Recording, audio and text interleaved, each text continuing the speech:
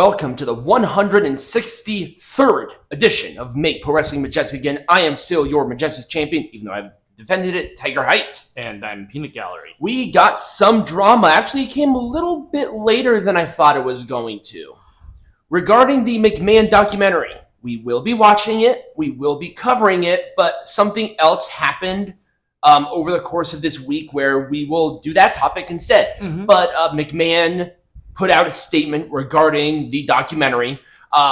Did you see any reviews based on what people said about it? I've heard mainly that if you're a wrestling fan, you know most of this documentary. Exactly. Yeah, I mean, we'll still cover it. And then also, just for people to understand why they did not cover the Janelle Grant stuff, it's because it's currently going through the court process. Yeah, they're not going to cover, and especially during, especially because it's a ongoing situation, they're not going to talk about it. Right. So don't expect them to talk about that at all. Right. But yes, I saw Stone Cold's whole CTE thing.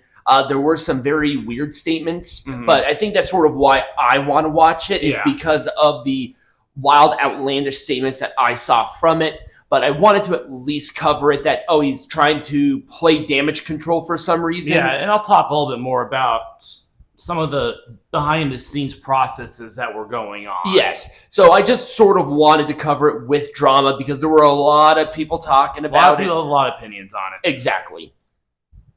So this is kind of an interesting situation where AEW released a video with Nigel McGuinness' stuff, but it was copyrighted by WWE. I want to make something very clear. This is most likely automated. Yes. WWE is a gigantic system, and YouTube's copyright system, I've dealt the fire with it, it's mostly automated. It's mostly automated. Just as a personal aside to this channel is not the original channel. The original channel does not exist anymore because New Japan flagged it to oblivion because of this system. That's right. Yeah. Yeah. So this whole drama was completely unnecessary unless somebody can show me that this was a manual flag, which you can. You can't say anything about it. I think it's kind of silly. Also, William Regal finally addressed his time in AEW. I'm not going to go over the entire thing. You can read it right now. But I love that he destroyed every single cult member that are saying that he was a snake, that he was this. And not only did William Regal address it in a very detailed tweet, it was backed by pretty much half of the roster who are actively on Twitter. This whole narrative that William Regal was some sort of inside job person is just not true. It's so not true. And even if it was true, why would WWE do that? Right. That would be such a damning thing. And also, it's illegal. And there's no evidence that happened. Exactly. So I'm glad that William Regal finally addressed it and totally took it down. Now people can shut up about it. I wanted to talk about this one because I talked to Common Sense. He is as much of a fucking prick as you would expect. Is he a AEW guy? Yeah, he's an AEW. Well, no, he's not an actual AEW guy, like employed by them. No, but he is pro AEW. He is anti WWE. He literally is saying that Triple H should die. Like, that's disgusting. Like, yeah. This is what the cult is. If you are a super AEW fan and you hate everything WWE, this is you. Right. You are associated with these people. Right. And you can like AEW. I like AEW. I just want it to do better. That's all I want. Because I understand competition is good. Right. But I am getting down on my knees and blowing the coke off of Khan's cock. Try to say that 5 times fast. I'm shocked that you even got through that. Did you practice that line? No, I didn't. I literally just thought that right off the top of my head.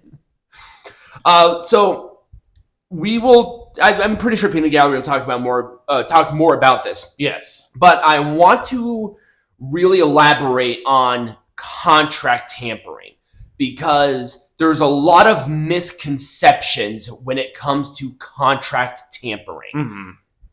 A person can talk to another company and sign a contract with that company at the start date that is later. Mm-hmm. That is something they can do. That is something that has been done and can be done. Exactly. It's like when you go from one job to another job, or if you have two jobs, that is in every technicality not contract tampering. Right. Because you are signing that agreement and you're working together. Yep. When it comes to contract tampering, it is when they knowingly, so if WWE knowingly took the Lucha Brothers from AEW and had them on television, but they still were under AEW contracts, that's contract tampering. What Eric Bischoff did in the early days of the war, like with Medusa throwing the women's champion in the trash, when Ric Flair had the world champion, you could consider that contract tampering. But that practice doesn't exist anymore because of things like that. Exactly. When it comes to this situation, people aren't mad at Tony Khan for extending Rey Fenix's contract due to injury. But Tony Khan stated he would never do that. And I have proof of that. In an interview with Fightful regarding a concussion problem in 2022 with Adam Cole, his contract was coming up. And he signed a new deal, but they asked about the injury because Adam Cole had that. Tony Khan said verbatim that he was never going to do that. He was never going to extend somebody's contract due to an injury. It's a scummy way to do it. The problem is that Tony Khan said he would never do it. That's why there's a problem here. He knew that the Lucha Brothers signed a contract with WWE. No, they never did. They never did. No, they never did. They had the intention of signing. They had the intention. They were talking to Triple H and all that This stuff. is directly. They tacked this on because he knows that they're going to the WWE. Yeah. This is petty. Not only is it petty, but he lied to you. Or he didn't lie. He went back on a promise that he made. Yes, but that's lie. That is a lie. If you promise something and you go against it, you are lying to their fucking face. That is a lie. So that is why people with a fucking brain are upset about this.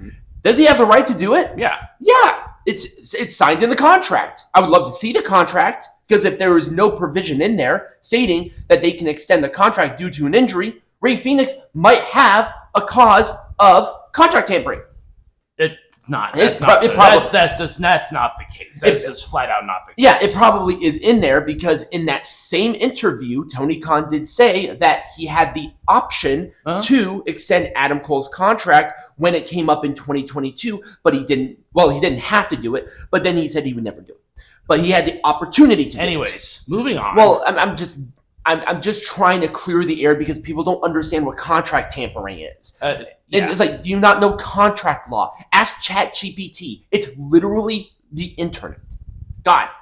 And finally, there was one situation. Oh, I guess I didn't. But I want to address what happened with Swerve Strickland, because actually it does come back to contract tampering.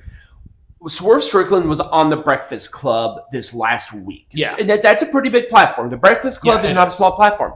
Because Mercedes Moné was on there, and she's a fucking idiot. But he admitted, not directly, but he admitted that nobody within WWE spoke to him or representation for him.